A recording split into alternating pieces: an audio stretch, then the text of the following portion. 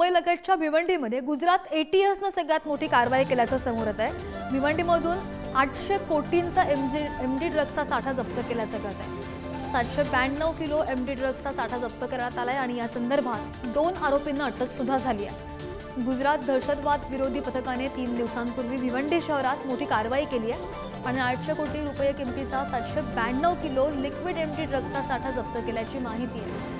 या कारवाईमध्ये 2 जण ताब्यात आहेत आणि या कारवाईमध्ये मोहम्मद युनुस आणि मोहम्मद आदिल अशी अटक करण्यात आलेल्या आरोपींची नावे आहेत। बातमी पाहतोय भिवंडी।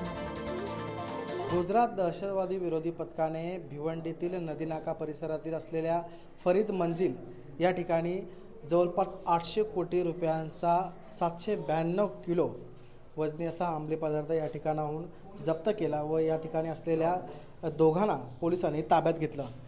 पोलिसांनी गुजरातमधील परसाना या ठिकाणी एक कंपनी आहे, त्या कंपनीमध्ये हे काम सुरू होतं, परंतु पोलिसांना त्या ठिकाणी समजलं की ही अंमली पदार्थाची मोठी टोळी आहे आणि पोलिसांनी भिवंडीतील नदीनाका परिसरात असलेल्या फरीद मंजिल या ठिकाणी छापा घातला, तर त्यामध्ये दोघांना या ठिकाणाहून ताब्यात घेण्यात आलं।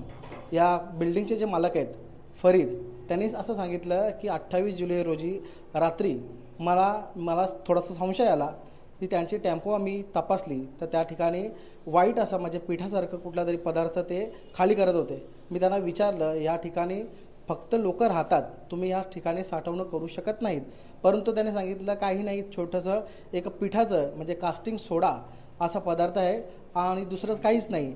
परंतु त्यांना हमालांवर संशय आला की हमाल हे चांगल्या ड्रेसमध्ये होते, परंतु त्यांनी स्वतः परत एकदा चौकशी केली त्यांची।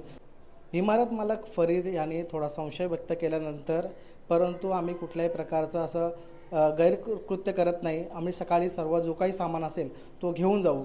परंतु गुजरात एटीएस पथकाने आत्ता थोड्या दिवसांपूर्वी या ठिकाणी छापा घालून या दोघांना ताब्यात घेतलं, परंतु या इमारतीच्या 100 मीटर अंतरावर निजामपूर पोलीस चौकी आहे। या ठिकाणी पोलिसांना कुठल्याही प्रकारची अजूनही माहिती नव्हती। एवढ्या मोठ्या प्रमाणात 792 किलोचा अंमली पदार्थ भिवंडीत येतो आणि या भिवंडीतील पोलिसांना थोडीसुद्धा माहिती या ठिकाणी मिळत नाही, हे एक दुर्दैव समजलं जातं। भिवंडीहून मोनिश गायकवाड, पुढारी न्यूज।